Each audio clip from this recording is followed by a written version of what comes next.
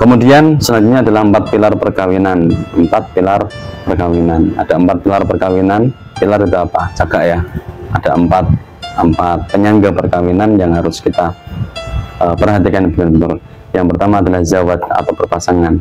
Ingat, kalian berdua yang calon pengantin ya, yang calon pengantin sampai saat ini itu bukanlah siapa-siapa. Kalian berdua tidak ada hubungan apa-apa. Sadar apa tidak? Makanya jangan gandeng-gandengan terus. Makanya jangan sering ketemu, kalian itu belum siapa-siapa. Nah, nanti kita kena makalah ketika ada 2 orang laki-laki dan perempuan yang tidak muhrim, yang tidak mahram, itu berduaan, maka yang ketiga adalah setan. Ingat teman-teman, sebelum diucapkan akad nikah, sebelum sang suami mengucapkan qabultu nikaha wa tazwijaha li nafsi bil mahril madhkur halan, maka kalian masih orang lain. Hati-hati. Jadi ini harus kita sadari, kawan-kawan. Sampai saat ini ketika jenengan statusnya masih calon suami dan calon istri, maka kalian adalah 2 orang yang berbeda yang tidak mempunyai hubungan apa-apa. Kalian berdua adalah 2 orang yang berbeda yang tidak mempunyai hubungan apa-apa. Tetapi seketika akad nikah dilakukan, sang wali mengucapkan angkahtuka wa zawajtuka makhtubataka bla bla bla, halan, kemudian calon suami menjawab qabiltu nikahaha wa tazwijaha li nafsi bil mahril madhkuri halan.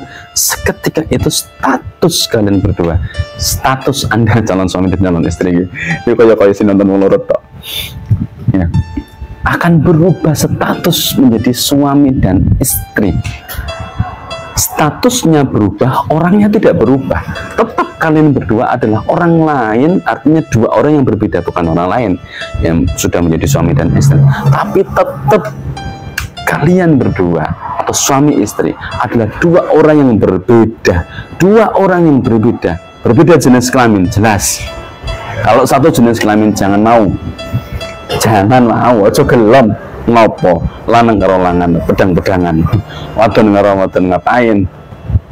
Yang jelas yang pertama adalah beda jenis kelamin, beda karakter, beda pandangan, beda pendapat, beda. Itu sudah sebuah keniscayaan, karena memang suami dan istri adalah 2 orang yang berbeda, bukan 1 orang. Kalau 1 orang ngapain nikah? Langsung nikahnya biasa salaman diri ini, gak mungkin kan.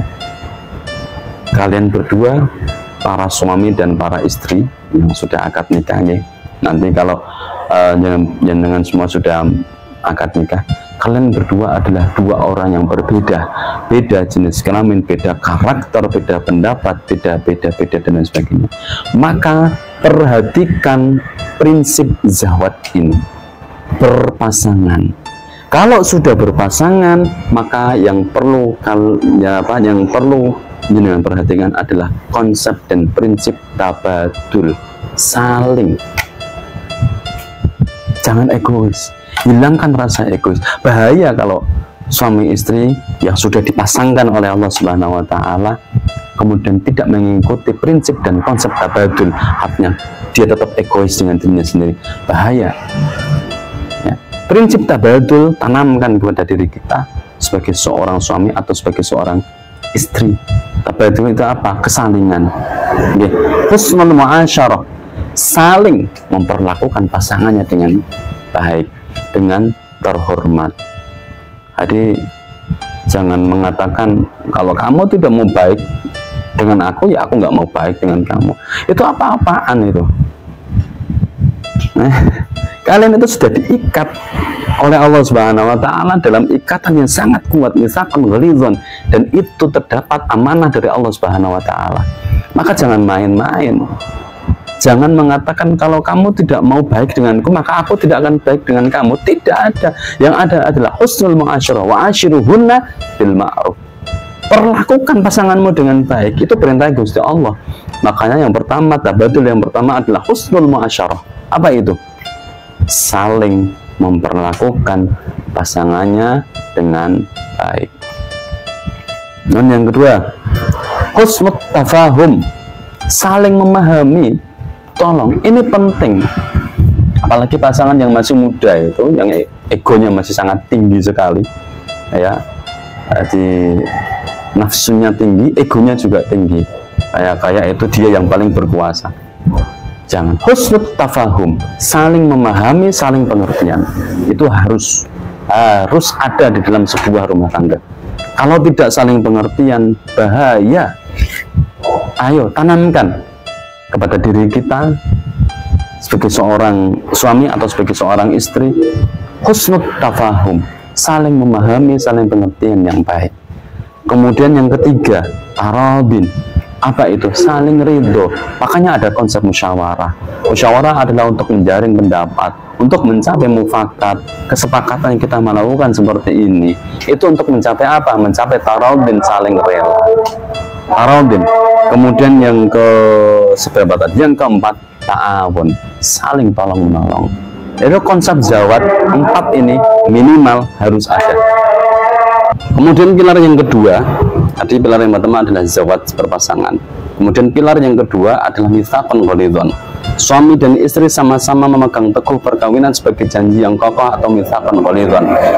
Kawan-kawan semua harus ingat, ikatan perkawinan ini, perjanjian yang diikat di dalam ikatan perkawinan ini merupakan ikatan yang sangat kuat sekali, ikatan yang sangat kokoh.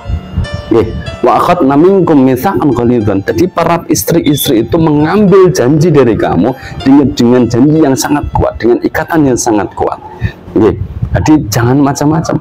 Jadi suami istri sama-sama menghayati perkawinan sebagai ikatan yang kokoh agar bisa menyangga seluruh sendi-sendi kehidupan rumah tangga. Keduanya diwajibkan menjaga ikatan ini dengan segala upaya yang dimiliki. Tidak bisa yang satu menjaga dengan erat sementara yang lainnya melemahkan, tidak bisa. Jadi kembali ke tadi tabadul, kesalingan, zawaj. Untuk menjaga ikatan ini sebagai mitsaqan ghalidhon, sebagai ikatan yang kuat, harus bersama-sama.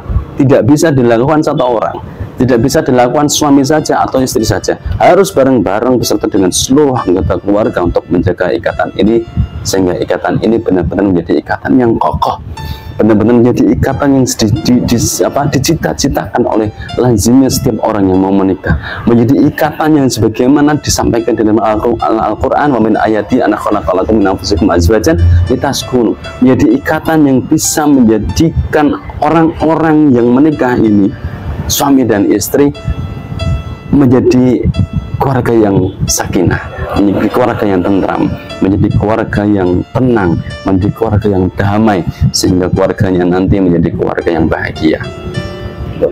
Kemudian pilar yang ketiga adalah muasyarah bil ma'ruf, wa ashiruhunna bil ma'ruf. Pergaulilah pasanganmu dengan baik, perlakukanlah pasanganmu dengan baik. Ini Al-Quran, wa ashiruhunna bil ma'ruf. Jadi suami dan istri saling memperlakukan pasangannya secara bermartabat dengan baik. Jadi min ususil alaqatiz zaujiyah yang tadi saya sampaikan di awal, ya, ada husnul muasyarah, husnul tafahum. Di antaranya memang husnul muasyarah, dan husnul muasyarah ini merupakan salah satu dari min ususil alaqatiz zaujiyah, dasar dari hubungan pernikahan, ya tadi husnul muasyarah. Jadi saling memperlakukan pasangannya dengan baik. Kemudian ini saya bawa kitab Adabul Islam fi Nizamil Usrah, ini karya atau disusun oleh Sayyid Muhammad bin Alawi Al-Maliki Al-Hasani Al-Makki. Ada beberapa cara untuk memperlakukan pasangannya dengan baik. Di antaranya adalah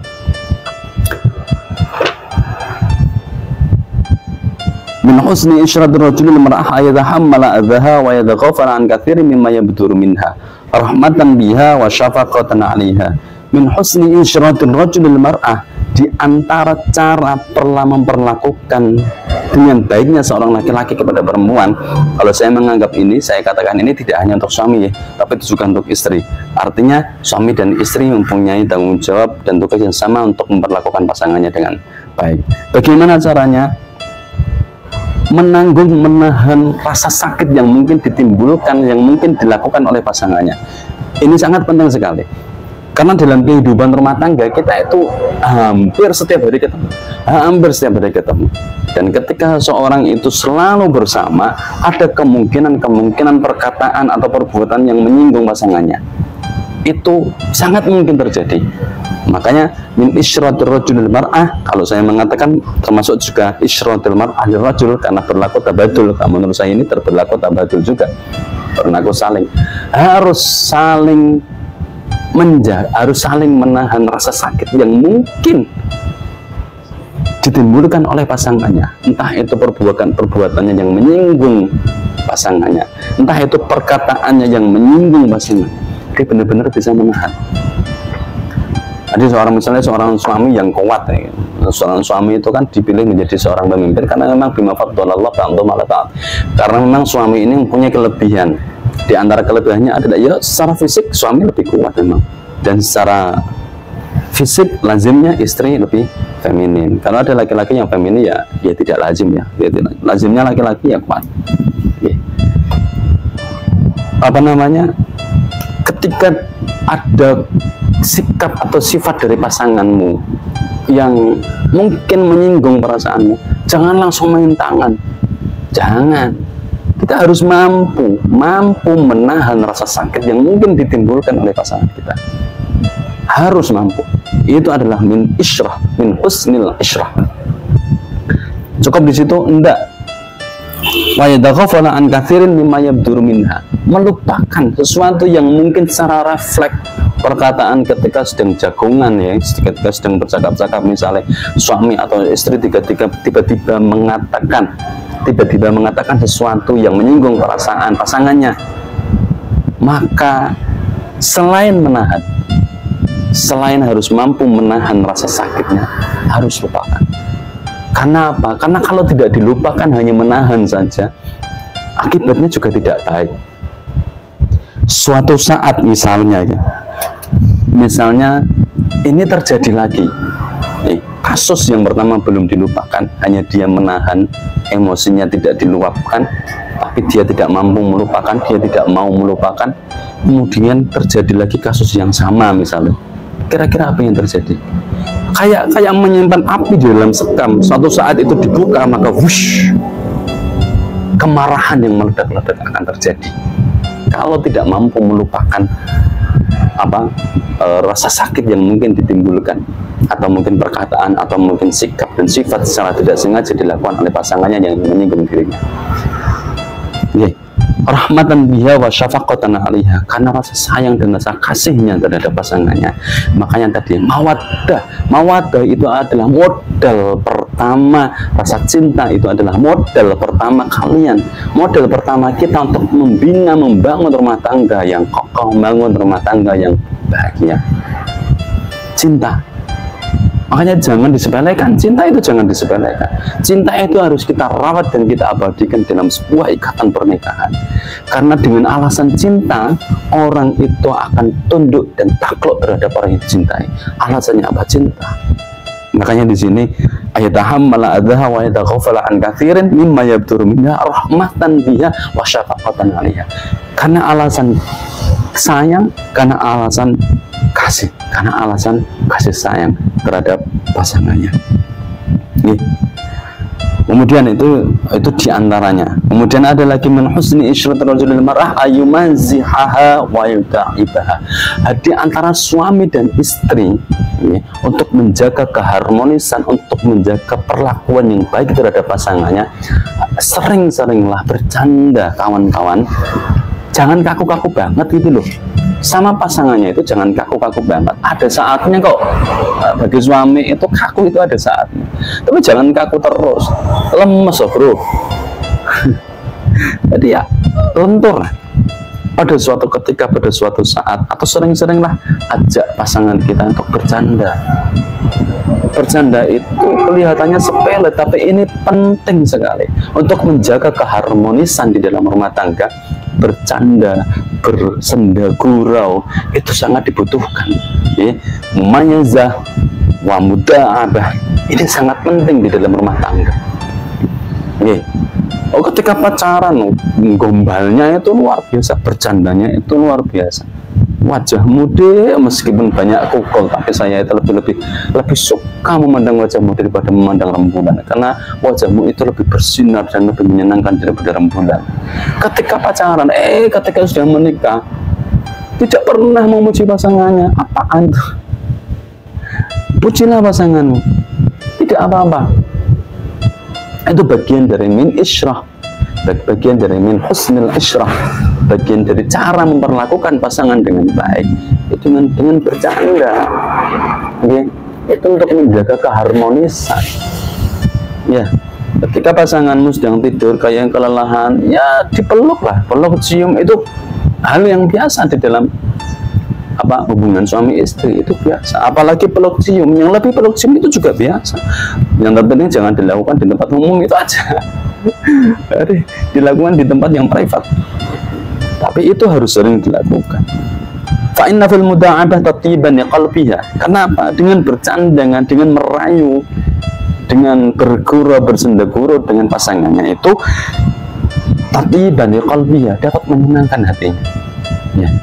Bayangkan, kita posisikan diri kita sebagai orang yang pasangannya misalnya diam, terus kaku, yang dibicarakan selalu hal-hal yang formal, jarang bercanda, jarang merayu. Kira-kira kita sebagai pasangan seperti apa? Yaitu praktekkan kepada pasanganmu. Kalau kamu merasa tidak nyaman dengan pasangan yang seperti itu, yang kaku, tidak pernah bercanda, tidak romantis, tidak pernah merayu, kalau kamu tidak nyaman, ya jangan dipraktekkan sama pasanganmu.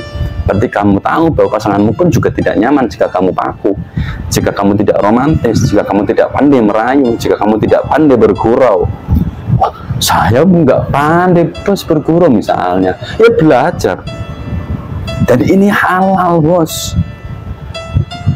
Ketika kamu pacaran merayu, ya mencandai pacarmu misalnya ketika belum menjadi istrinya, itu tidak halal. Ya, ketika kamu merayu dan posisinya itu sebagai pasanganmu yang sah, sebagai istri atau suamimu, itu halal dan berpahala, dan itu berpotensi untuk meningkatkan keharmonisan di dalam rumah tangga, dan itu berpotensi untuk meningkatkan rasa nyaman dan merasa tenang di dalam rumah tangga atau sakinah tadi. Fa inna fil muda'abah tatiban qalbiha. Muda'abah, bercanda, merayu, bersenda-gurau dengan pasangan itu dapat menyenangkan hati pasangan. Wa irahatan linafsiyah, dan dapat menenteramkan jiwanya. Coba bayangkan aja dengan punya pasangan nggak pernah merayu, hidupnya selalu formal, hidupnya selalu kaku misalnya. Kira-kira hati kita tentram apa tidak? Jangan-jangan dia punya karakternya seperti itu, bos. Enggak, ini betul apa tidak? Tanyakan pada hati kita masing-masing. Wajah barang khawatirnya, dan itu juga bisa menambal kekhawatirannya. Menambal kekhawatiran kamu itu benar-benar punya yang lain apa tidak? Ya, itu penting, menambal kekhawatiran pasangan bahwa kita itu benar-benar mencintai pasangan kita. Itu sangat penting sekali, karena itu akan menjaga keharmonisan, karena itu akan menghilangkan meminimalisir kecurigaan pasanganmu terhadap dirimu. Itu. Wa inna fiha tanshituha ilal amal an ragbatin fi irtu'i zawj wa hubbillahu. Ketika orang itu sudah nyaman, bos, ketika orang itu hatinya sudah senang, jiwanya tentram, dirinya benar-benar tidak ada menaruh rasa curiga sama sekali terhadap dirimu, maka apa yang terjadi? Dia akan melakukan kewajibannya sebagai seorang suami atau sebagai seorang istri dengan senang hati. Karena apa? Karena pengen menyenangkan orang yang dicintai. Paham ya? Bisa dipahami ya? Kalau orang itu sudah benar-benar nyaman dengan kamu, merasa senang hatinya, merasa tenang jiwanya bersama dengan kamu, merasa tidak punya kekhawatiran sama sekali dengan dirimu, sudahlah, dia akan melakukan apapun yang menjadi kewajibannya tanpa harus diperintah, dengan senang hati, karena ingin menyenangkan dirimu, orang yang dicintainya. Begitu juga dengan dirimu, harusnya seperti itu. Oke. Kemudian lagi min husnil isyrah adalah Allah tuhammila zawjaha ma la taqata lahu bihi wa la tatluba minhu ma yazidu 'alal hajah. Jangan kamu bebani, ini min husnil isyrah. Walaupun di kitab ini dikatakan al-mar'ah lirrajul, tapi kalau saya lebih menyampaikan yang ini tabadul, saling berlaku untuk semuanya. Jangan kamu bebani pasanganmu dengan sesuatu yang sebenarnya di luar kemampuan pasangan. Penting sekali. Jangan kamu paksakan pasanganmu untuk memenuhi yang kamu inginkan yang sebenarnya kamu tahu pasanganmu itu tidak mampu. Karena apa? Bahaya. Orang kalau sudah cinta, orang cinta mati bahasanya Ca'amam itu akan melakukan apa saja demi orang yang dicintainya. Kalau kamu paksakan pasanganmu melakukan sesuatu, memenuhi sesuatu yang kamu inginkan, padahal kamu tahu pasanganmu itu tidak mampu, maka dia akan menghalalkan segala cara untuk dapat memenuhi kebutuhanmu. Dan itu sangat bahaya. Itu berarti kamu menjerumuskan pasanganmu ke dalam jurang kenistaan, ke dalam lembah kemaksiatan, ke dalam jurang kehancuran. Ketika salah satu pasangan ini hancur, maka apa yang terjadi dengan pasangan yang satu? Karena ini zawaj, oleng kan? Oleng. Ketika ada dua orang ini dipasangkan untuk membina sebuah rumah tangga, bahtera rumah tangga, dan satu ini hancur, maka yang satu pasti oleng. Maka yang terjadi apa? Keributan di dalam rumah tangga, kehancuran di dalam rumah tangga, dan itu sangat berisiko sekali baik bagi suami ataupun istri, apalagi bagi anak-anak. Tolong pertahankan rumah tangga ini sebaik mungkin selama itu tidak membahayakan fisik ya, tidak membahayakan jiwa. Karena apa? Anak-anakmu nanti akan dikorbankan. Sudah banyak pembuktian anak-anak yang mengalami divorce di dalam rumah tangga di antara kedua orang tuanya, dia pun juga kemungkinan besar ya itulah, dan itu sangat membahayakan sekali ya. Allah tuhammila zawjaha ma la taqata lahu bihi wa la tatluba minhu ma yazidu 'ala hajah. Dan jangan kamu tuntut pasanganmu untuk memenuhi kebutuhanmu yang sebenarnya itu bukan kebutuhan, tapi hanya sekedar keinginan biasa. Kalau itu kebutuhan benar-benar mendesak, makan misalnya, ya apalagi yang kebutuhannya tanya. Emang kewajiban misalnya bagi seorang suami untuk memenuhi kebutuhan keluarganya. Tapi kalau itu bukan sebuah kebutuhan, hanya keinginan biasa, janganlah, jangan dituntut pasangan. Bahaya itu, sangat bahaya sekali. Maka ini diperlukan hati yang qanaah, dibutuhkan jiwa yang nerimo. Qanaah itu bukannya kita harus tenang-tenang saja, enggak. Qanaah itu dibuktikan dengan adanya ikhtiar lahir batin, jiwa raga maksimal. Setelah berusaha keras lahir batin, jiwa raga, siang malam, ternyata hasilnya tetap seperti itu qanaah.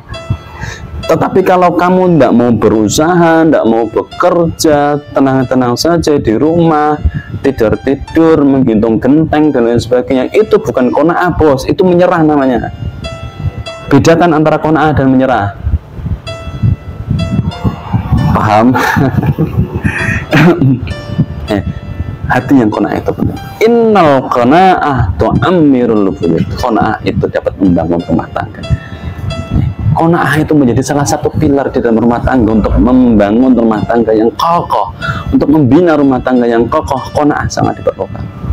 Waktu ulfah, qanaah itu akan menjatuhkan rasa, akan menimbulkan rasa kasih sayang yang berlebihan, meningkatkan rasa kasih sayang, meningkatkan rasa cinta dari pasanganmu.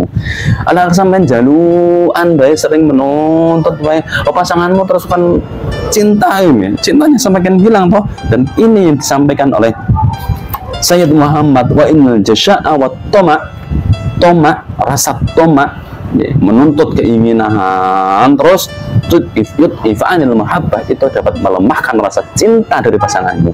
Itu perhatikan, jangan banyak menuntut, jangan banyak menuntut, apalagi di atas kemampuan pasanganmu. Bahaya, itu dapat melemahkan rasa cinta.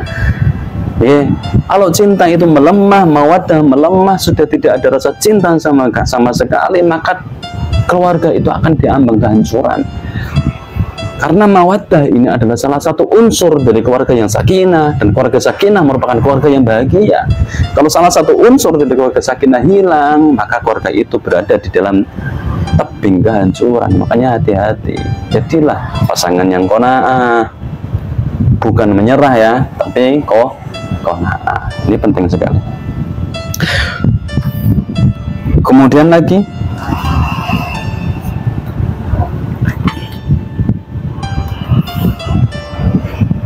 nah, itu adalah beberapa tips. Masih banyak sekali, kalau saya bacakan semua ya lama nanti. Masih banyak sekali tips-tips dari beliau Sayyid Muhammad terkait dengan cara mu'asyarah bil ma'ruf, terkait dengan cara memperlakukan pasangannya dengan bermartabat. Tapi itu kalau kita bisa melakukannya, ya harus diusahakan. Insya Allah keluarga kita akan menjadi keluarga yang bahagia. Insya Allah pasangan kita akan betah dengan kita. Meskipun kita sudah tua, meskipun kita sudah renta, insya Allah tidak akan mengurangi rasa rahmah dari pasangan kita. Artinya tetap mesra meskipun sudah tua. Kan itu yang kita harapkan kan? Ya.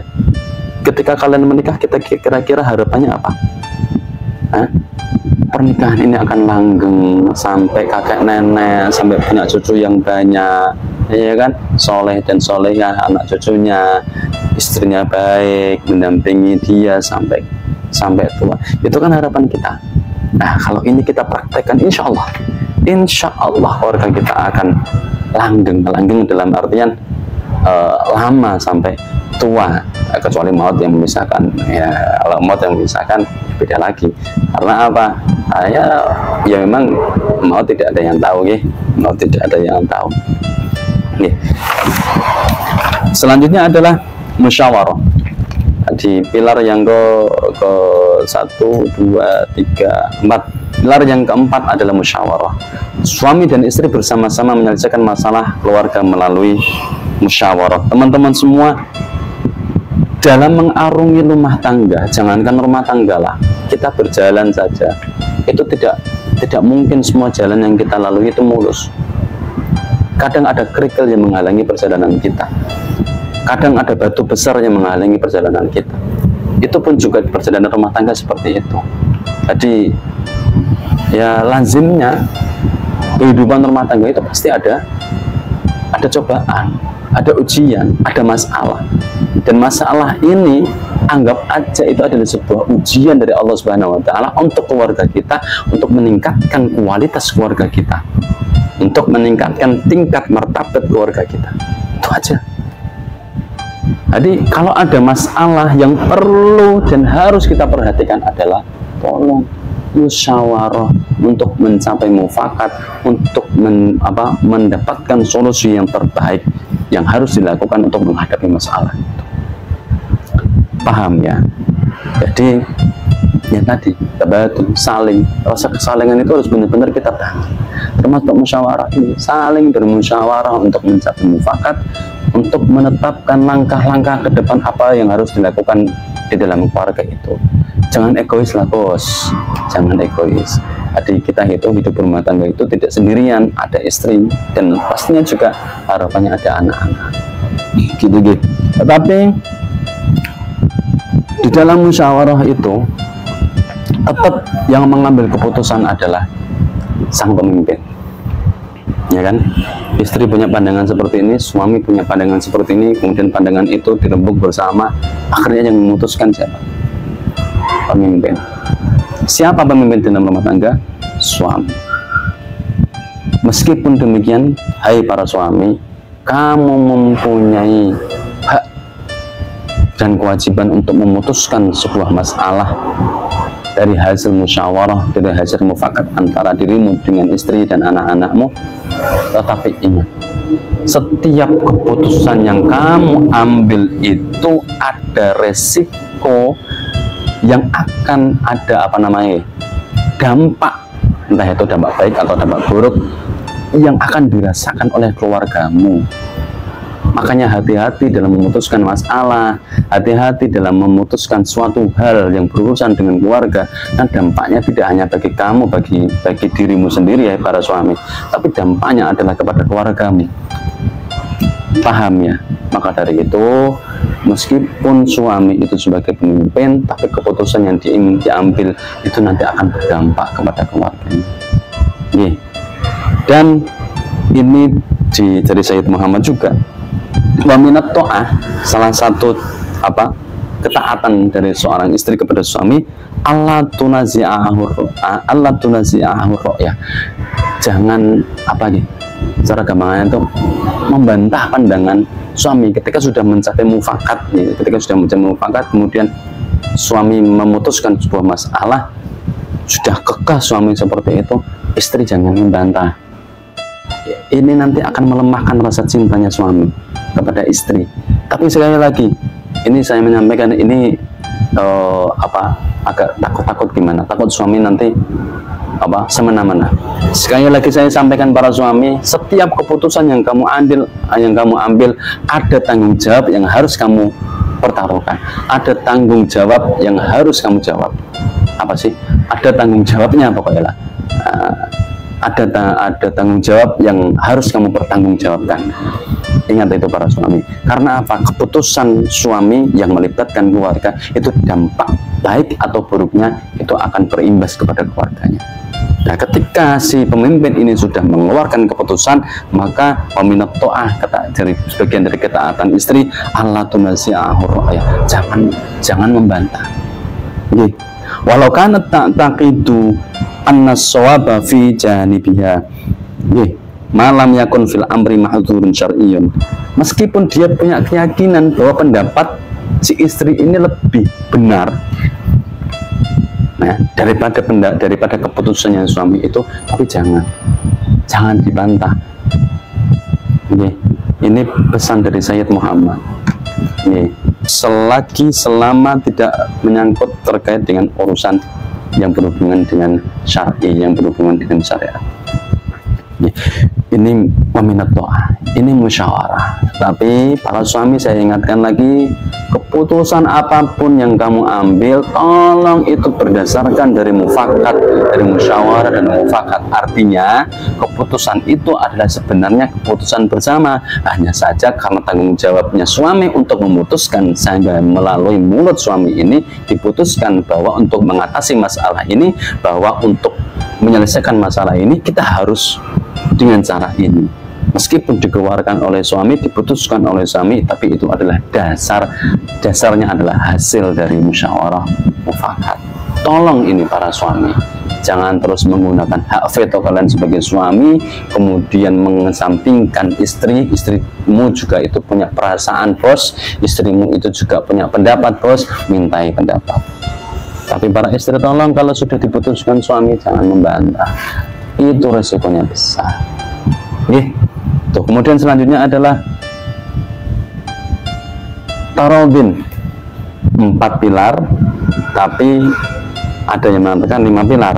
Muasyarah bil ma'azawat, muasyarah bil ma'ruf, mitsaqan ghalidhan, musyawarah, dan tarodin. Jadi tarodin itu merupakan hasil dari musyawarah. Ketika kalian sebagai suami atau istri, sebagai anggota keluarga sudah musyawarah untuk menyelesaikan, untuk memutuskan sebuah masalah, berarti kan ada tarodin, saling rela, betul ya. Tapi kalau diputuskan sepihak, misalnya diputuskan suami, si istri tidak boleh menyanggah misalnya, akhirnya istri ini dalam melaksanakan hasil keputusan dari suami kan tidak dengan kerelaan.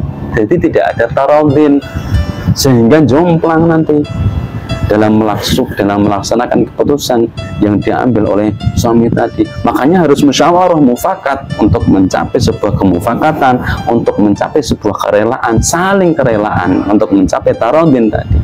Diperlukan musyawarah, diperlukan mufakat. Saya kira itu teman-teman semua materi yang kedua. Semoga ada manfaatnya, semoga nanti kalian berdua menjadi pasangan yang serasi, pasangan yang sakinah mawaddah warahmah, pasangan yang penuh cinta dan kasih sayang, pasangan atau keluarga yang bahagia dunia akhirat. Amin Allahumma amin. Dari saya cukup, apabila ada kesalahan mohon maaf yang sebesar-besarnya. Akhirul kalam wallahu muwaffiq ila aqwamit thoriq. Assalamualaikum warahmatullahi wabarakatuh.